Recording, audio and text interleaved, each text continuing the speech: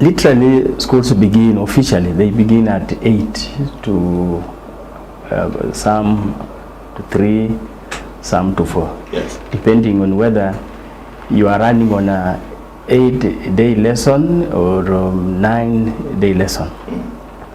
Some even have a 10th lesson day.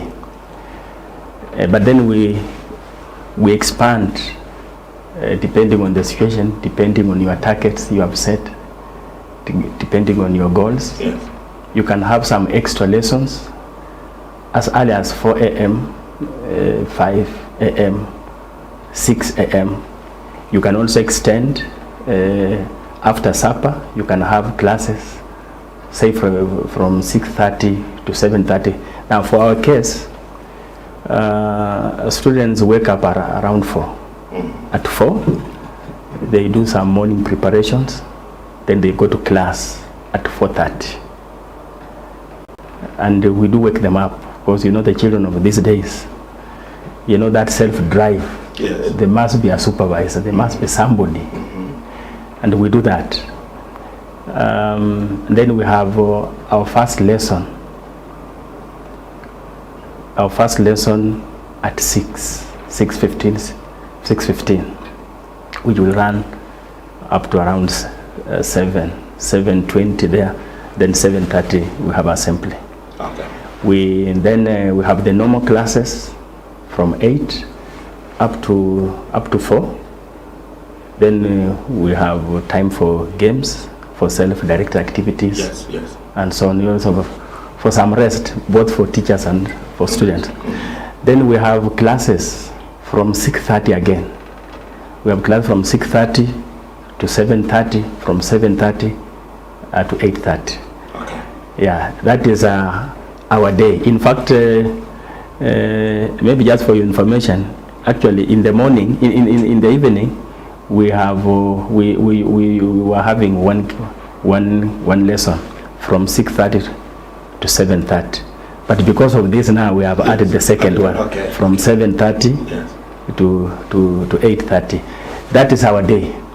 And with that one, we have covered, we are sure we have covered the syllabus. Now, I was telling you that teachers are planners. You know, this thing, we know we can have such eventualities like what is happening now. We forecast. We see that it can happen. Sometimes even when we close school early, like you see parents complaining that Bungoma High School imefunga 1 week earlier. Yes. Or some days. It's because we are through the work. So you don't need to keep kids in school. Why should we keep kids in school when we have done our work? Look at which other civil servant works up to, and I'm telling you, you know, that is 8:30. That is the official teaching. Yeah. But I will sleep at midnight. Which civil servant sleeps at midnight? Okay, I know one. No one. Yeah. How is the culture like in Kakamega? What time do classes start and what time do they end? Yeah. And why? At Kakamega School, we start off at around 4 for the Form 3s and Form 4s. And then the Form 1s join in, and the Form 2s at 5 in the morning for what we call the morning preps, which goes to up to 6 in the morning. Thereafter they go for breakfast. The breakfast takes like about 15 minutes, and then thereafter they engage in morning chaos, collect litter, and just make sure that they groom for the day. So the Form 1s and the Form 2s do a lot of that. The Form 3s and 4s just take care of the environment, particularly the dormitories. Thereafter they go in for what we call the morning, the preps. That is after supper, after breakfast. Which takes them up to 7. Now, depending on the day, like on Monday we have a parade session that starts at 7:30. But before that we have had at least one lesson that is monitored and supervised and managed by the teachers as by schedule. So on Monday we have a general assembly. On Tuesday like this we have class assemblies. That is starting at 7:30 to 8. Tomorrow we have what we call GNC session. That's Because right. during that same time, of course, the other bit of the calendar remains, save for 7:30 to 8 every day there is an activity. So on a Wednesday, like tomorrow, we'll have the guidance and counseling sessions. Yes, just to take these boys through and even skills, especially the social skills that they require to be able to manage themselves. And then on Thursday we have dorm assemblies where the dorm teachers take them through, they monitor a bit of what they do in the dormitory, the levels of cleanliness, and they guide them. Then on Friday we have another assembly for what we call the form assemblies. As you have the Form 1s meeting on their own, the Form 2s meeting on their own, and they meet their form principals. And so during these activities, the senior management make a decision to visit and monitor and just provide the necessary support. Then when you get to the weekend, I think the weekend we also have a program. They wake up as early as earlier indicated. They go through the normal preps. And then, of course, during the weekend, we allow them a bit of time to do a bit of cleanliness, and then they get in preps, which goes on like that up to 2. Then we allow them to go for games. Games up to around 5, go for preps, kidogo, then back for entertainment.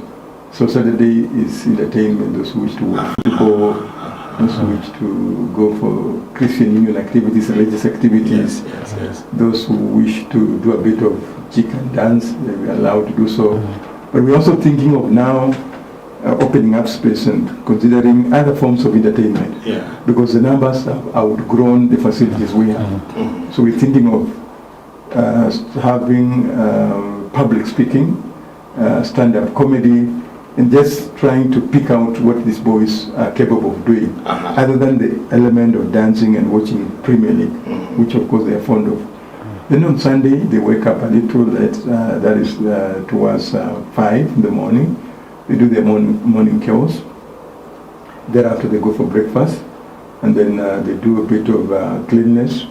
Then we have a Sunday service. But of course we give room for the Muslims to do their stuff, the SDS to do their stuff, the Catholics to do their stuff. So there is a bit of freedom, which goes on up to around 10 in the course of the day. Then after that they go for preps, go for lunch. Then after lunch they do a bit of exercises, football and that. And then we resume the normal preps in the evening, and that's how we close our week at Kakamega School. Wow. That's interesting. It's just 9:30 in the morning. We are going into a short break. When we come back, I want these two gentlemen to tell us, out here, us in the media, we are calling it school opening crisis. We are looking at the dark side of going back to school. It means we are focusing on what is happening that is not right.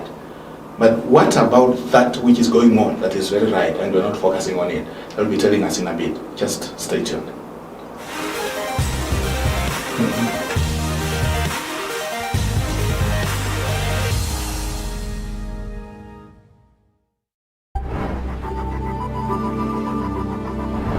West TV, tazama ilivyo.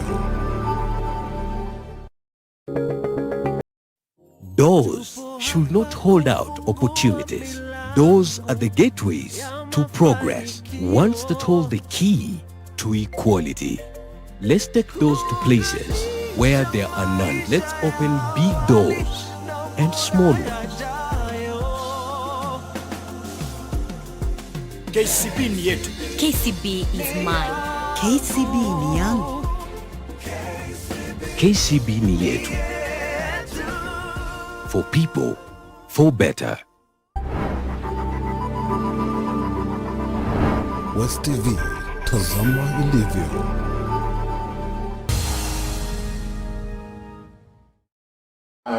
The conversation is around back to school. Trouble, when we highlight what's happening, those kids who are stranded, maybe going through flood areas, maybe there's no transport and stuff like that. But there is plenty more that is happening, which is perfect, which is following what these guys are saying, the plan. Can you just highlight to us what is going on that we are not highlighting and it's on schedule? What happens within the school? Yes. Well, Like, arrival, Yes. going through the process. And Yes, yeah. yes. Now, we normally receive students in a structured manner. Like, sometimes we receive all of them at the same time. But sometimes you find teachers are overwhelmed. But sometimes we group them into classes. Like this time, we have Form 4s and Form 1s reporting today. Then tomorrow Form 2s and Form 3s, so that we have enough time to check. Because you see, this is a school that is in town. We need to check, we need to receive the students in a structured manner, to check them and to place them appropriately. So you want to say that every student who arrives Yes, goes through that check system? yes, yes. And none of them is as in, there's no one who can go without having been checked? None of them, because they have to come through the same entry point. We have to check the class teachers are there. They are the class teachers who receive the children. So you have to check to ensure that he is fully ready for the classes. Is in full uniform. He has what is required, the requirements, the basics. They have them and so on. And you know, this one helps also to avoid theft. You know, if a student comes in without anything, Yes. unless he's supported, we have some cases like those cases that don't have anything. Then the school has to make some arrangement, or the class teacher has to make some arrangement if it's going to support that child, Because so that it's in the comfortable. absence, Yes, it will be very creative. yes. What is the population at the moment? 2,400. Whoa, okay, the whole town, okay. What about you? Yes. Yeah, we also do the same.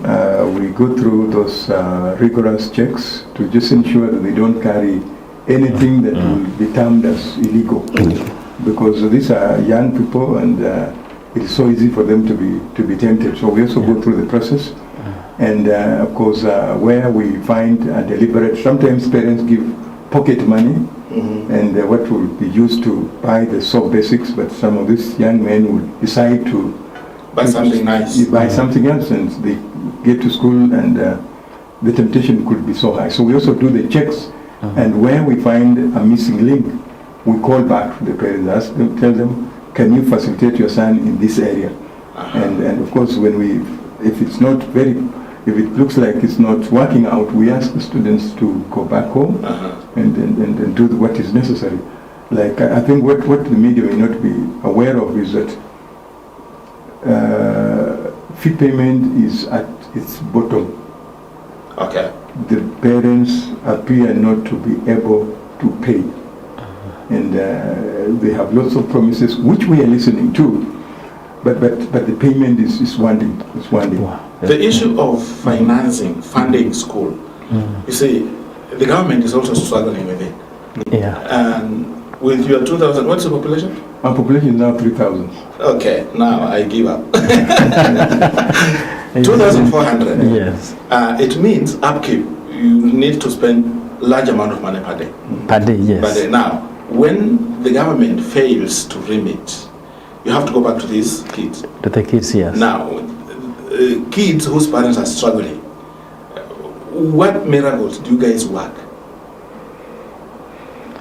Yeah, there are miracles. You know, keeping 2,400 students, almost 2,500, and keeping 3,000 students in school is not easy, because these are kids who want to eat, they want to play, they want to go out for academic trips, they want to do them. They know when they are in school, they forget about issues of to do with the fees.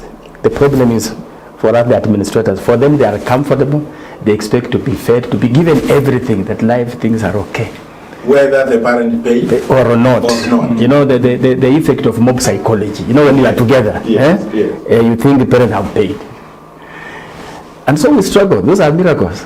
Sometimes we are forced to to ask them to go back home to bring fees. Because how would you keep them? And you know, if you don't provide for them, there will be conflict, the obvious conflict. So you have to struggle, sometimes you have to borrow, you have to live on credit, for credit facilities and so on. That's why we have very many creditors in school. It's because of this. You know, life has to continue. You must provide for these children, Yes, yes. but you don't have money at hand. What do? You go for the credit facility. Yes. And that, Mariba, I want you to explain a bit, because very many people are struggling to, they're traders, they're business people who need taxes to pay, who also have kids they need to pay for, but they brought services to the school, and you are promising them. You see, how do your customer service must be very high end, because they are the same guys you depend on for subsequent continuous supplies. Yeah, because I'll imagine if someone supplied milk, for example, today you haven't paid, you expect the same milk tomorrow. You can't go to someone else. How is that? How do you manage to cope? Fine, I want to really confess that it's becoming a little hard, because like my brother said, in the past, and then what we are doing is to try and negotiate, you know, with creditor, the suppliers who can be able to understand. And of course, we've always promised that give us a little more time looking at this and that and that. Yes. And we get back to the students and the parents, and but we're getting to a point where we want now to invite the parents to come in and reconsider even the budgets in school, because the current school fees that the ceilings that were set up in 2012. Now look at maize then was going for 2,400 or even less. Even less. But now we it's went 4,000 plus. Yes, 4,000 plus, and at some point last year it went up to 7,000. So meaning we are living a lie. We are budgeting, we've set the ceilings, but the living standards have gone up. So we are negotiating and renegotiating, and very soon we are considering involving even the Minister of Education to help us consider ways of how we mitigate this. Do we alter our budgets? And in some schools, we may consider even slashing off or reducing. Because if we cannot afford, then we cannot continue piling debts as it is and as it is. And one other thing that, of course, we've had as a challenge, which is clear, is that yes, the government is committed, and we are aware they will bring forth what they have promised. Yes. But there has been a slow pace in implementing that, which of course is making it a little tricky for us to keep digging one hole and filling the other hole. In the process, maybe we'll be caught up, which would be very unfortunate. With two holes that don't have what else do you do? That now interferes with creativity, because you may want to include other programs in school which are not academic per se. Yes. You guys have soccer team. Yes. You have basketball. We have. You have We other have drama. activities. We have drama. We have basketball. Yes. Yeah, Then there are other courses which you may want to include. Like now, it's mandatory for you guys to start introducing other courses. So, in the event of that, do you want to go slow on doing these activities, or you just want to let come what may? Yeah, I agree with my brother here. We are living a lie. You know, there is something, we are imagining things are okay, things are good, things are working in schools. No, it is not. You have seen students carrying, photocopying paper. It has become the order of the day. Very soon, and I know already in some schools, it is not possible for schools to buy exercise books for students. So parents have to buy. They have. You know, it is because it's not possible. Like this tuition account, it cannot support the teaching and learning materials completely. So the parent has to come in either through buying exercise books, through buying that photocopying paper, or giving cash, and so on, whichever way. That is what is happening. And some schools are even specializing in co-curricular activities. You will see, maybe we shall ask the chemistry department. to pick on 3 or 4 disciplines, because you know we can't go full blast. Everything. We can't carry everything. It's not possible. It's not possible. Yes. So you can see some schools are specializing in certain disciplines. Yes. Like for example, Kakamega can decide maybe it wants football. Maybe me, I will decide I want rugby, basketball, drama, Yes. choir, and so on. And the small schools, that's why the small schools are not going anywhere. They're not going anywhere in co-curricular activities. But you see, you also have extra courses. Electricals, Yes, aviation. in fact, last year it was a big mountain to climb, because we have electricity, we have power mechanics, we have ICT, computer, and so we had to go out of our way to ensure that we get the facilities. So one of the things that we are doing, and which I think we'll suggest to the public to consider doing, is to involve the use of ICT. Like now in the laboratories, we are not able to fully fund those apparatus and the chemicals. But with ICT, you can still be able to run what they call a virtual experiment, where students sit back and watch the processes. They may not be doing it physically, Yes, yes. but they can be able to tell that chemical X added to chemical B produces this. And so like in Kakamega School, we have decided now to buy more screens to mount them in the laboratories and just see how best we can be able to still run those experiments without necessarily going out reagents, to real reagents. reagents. Uh-huh. So in a way, of course, we're denying the students hands-on approach. Yes. But again, we don't have options, because you cannot buy what you don't have. And some of those things, like in power mechanics, some of those items are imported. The process is quite tedious and very expensive, so we are trying to look for alternative ways of surviving. Yes. Now, Mwalimu, when you go to ICT, there is the element of AI. Artificial intelligence. Yes. Then there is the normal things, toys which we use, computers, phone, stuff like that. Yeah. The use of ICT today in high school, at what level is it? Because are you like streaming classes, or what is happening when you use ICT in high school?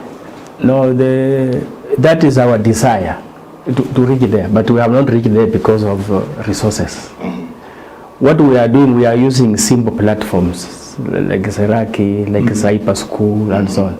You know, those are the basics in the ICT. We have not reached there because we have no resources. If we are unable to buy reagents, and then you see ICT is more expensive than even those reagents. Yes. Because you see now to buy those screens, to buy the gadgets and so on is very expensive. If we are supported, if schools are supported, because you know schools slowly by slowly they are failing. They are failing. I don't know, maybe to reach somewhere where we shall come to a halt. Yeah, because you know you cannot run a school. There are people, you cannot run a school without resources.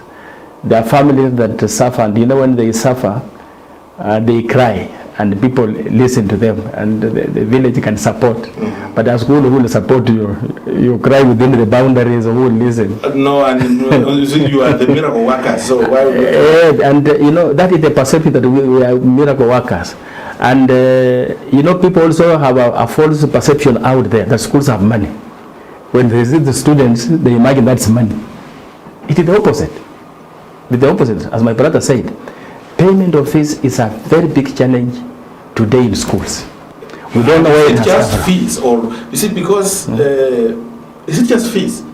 Do these parents have something else they're doing which makes it very difficult for them to pay fees, or is it just fees that maybe cash flow is very low among parents, or what is it?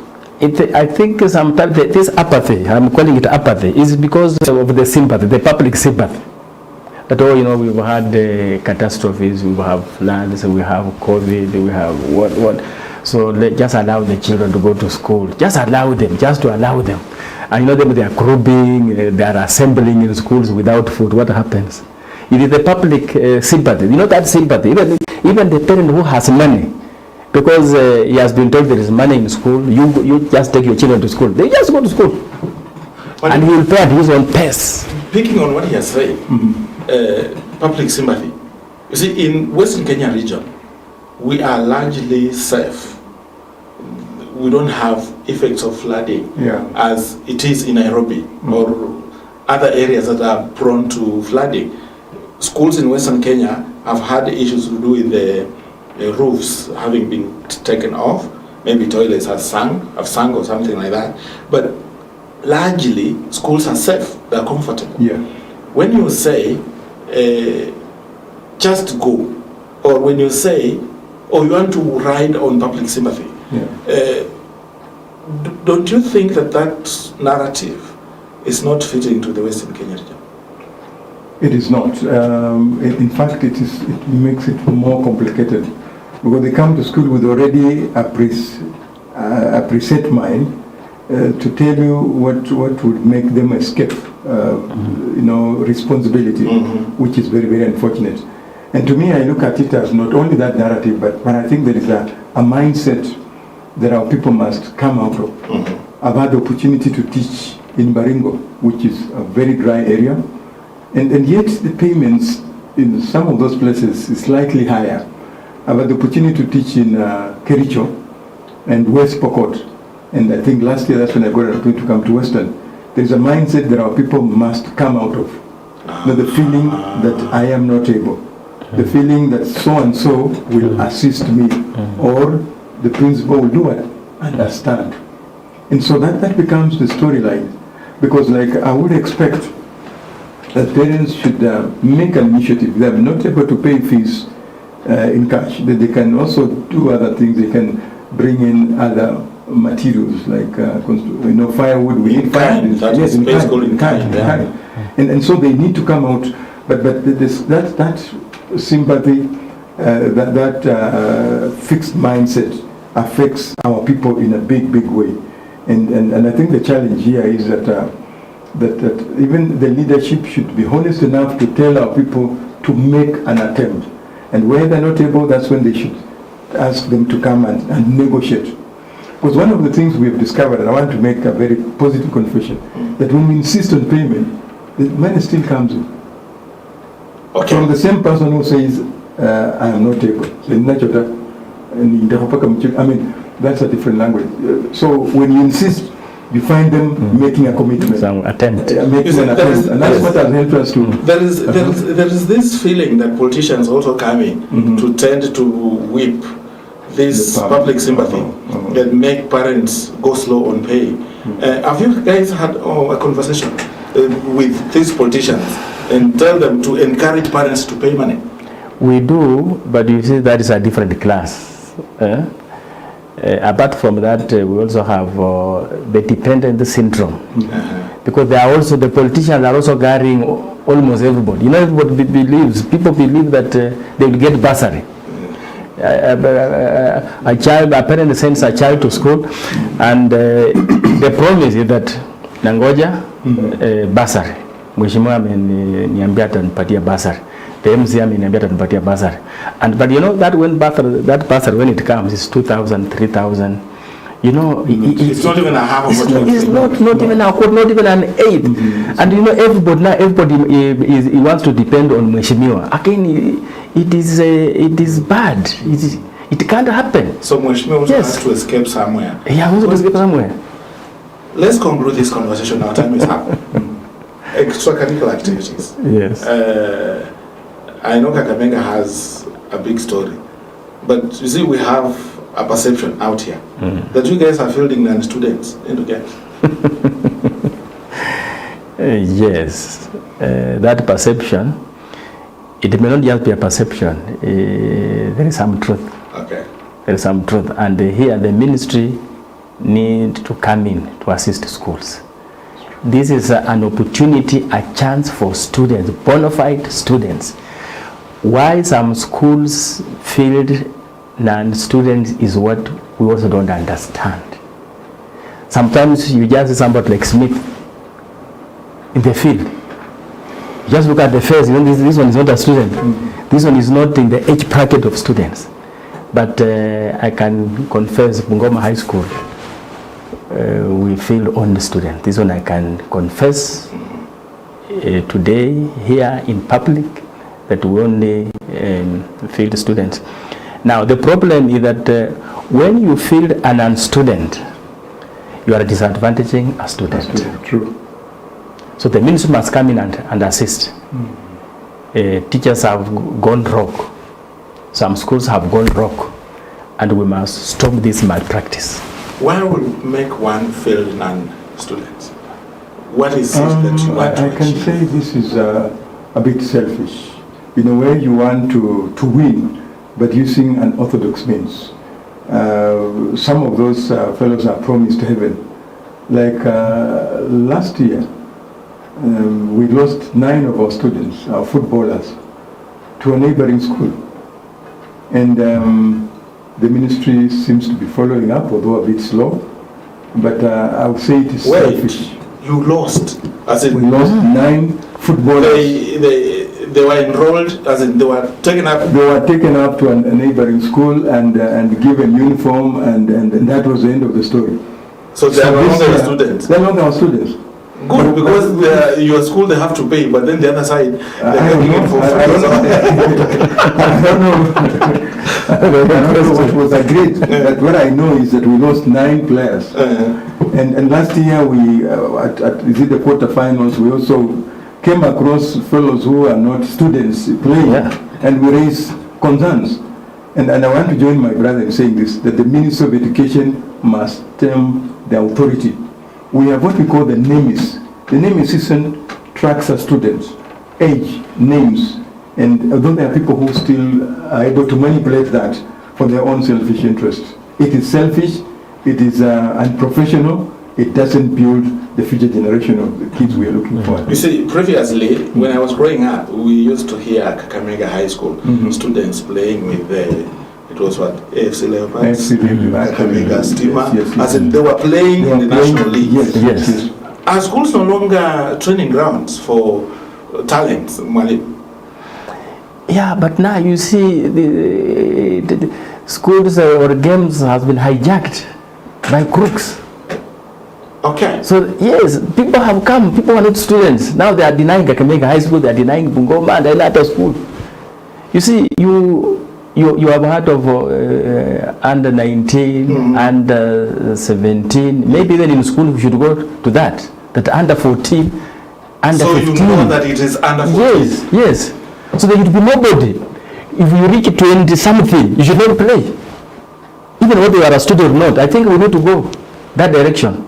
So that now, because other ways are failing. So now can we use the age? Under 14, under 17, Yes. and under 19. Yes, and you produce Those a genuine birth certificate. Those are likely to be the age for these kids Yes. in school. Yes. Is it only soccer or is there this other talent? No, it's now taking roots in other places. Even rugby. Rugby, in fact, is now becoming the biggest culprit. Yes. You watch the rugby players at the national level, you wonder whether these are students or old men who are put on uniform. What about my game, basketball? It is the same coming. thing. Yeah. The same thing, and in basketball, what is happening? It appears like our neighbors, the Sudanese, are now taking over yeah. all schools. So, Whoa! and some of them have reached a point where they're now looking at it as professional. They come to school to play soccer only. If you take them to class, they tell you, this is not what brought me here. Because I came to play. I came to play. In the end, you get the certificate. Yes. And so, that is it. But we are optimistic that this time our good government will take charge so that we end up with good football, good rugby. Yeah. And we've rebuilt a team in Kakamega. I want to assure the public that we are back. We went down to recruit and just have the young people exercise what they're able to do. Wow, that's nice. Yeah. Let's conclude like this. Final one. I want to ask you, is it the curriculum in school, the way it is? It tends to conflict with our culture, the way we are. I want you to take a minute, just maybe a minute and a half, and just give your views. How would you like the ministry to go it? Because When I engage the elders in the communities, they think that you guys in school are teaching things that conflict with the cultures. How would you like the ministry to handle that? Or what is the practice? The curriculum. Yeah. I wouldn't really say that we are teaching something or something that conflict with the culture, because a curriculum, before it is implemented, it is all inclusive. It's subjected to public participation. Yes, but even these elders don't give any input, because what we want, the values, the cultural values that brought us, made us, are never included in the culture, in the curriculum. So it is actually, much as there is public participation or the perception for public Yes. participation, Yes. The real thing is it doesn't really take into account who we really are. But they can raise a concern. They have elected leaders. A politician is a leader of every person from the constituency, from the area. Yes. They can raise a concern if there is in a specific area. But I don't think, for me, I just think what we teach is legal, it is acceptable in society and so on. Because now, unless, you see, like for us, we teach a curriculum, that is subjects. Maybe if there is an item in a specific subject Yes. that conflicts with our cultural value, maybe. But I'm not aware of any. Okay, well, do you Yeah, have anything to say I about want that to as say- we conclude? That culture is dynamic, and whereas we want to keep with the pace of the past, Yeah. the general public needs to know that now the world is a small little village. Yes. Like now the dancing styles that will look obscene to our elders look like the normal thing. Yes. And if you don't allow these boys to do what they think is modern and progressive, it becomes a challenge. So I would also want to challenge the public and our elderly people to be dynamic and to make suggestions on how best it can be done. And I want to thank the government for bringing in the CBC, because CBC will provide a pathway of music, of dance, Yes. and I think the parents are given a very special role to play in enhancing the same. And I think that will help us to harmonize and be able to progress the development of culture without appearing like we are interfering with the past. It's 10 o'clock in the morning. We have to end here. We cannot go beyond this point, and my colleagues will be coming in with subsequent items on our TV. I don't want to take too much of their time. My boss will start asking questions. Hello. Now, gentlemen, thank you for Yes, sir. taking time to come Thank you. to speak to us and to enlighten the public about what's happening in schools. On behalf of my director, Kevin Kibet, this is CKS. I don't want to take much of your time. Bye-bye. Thank you. Thank you.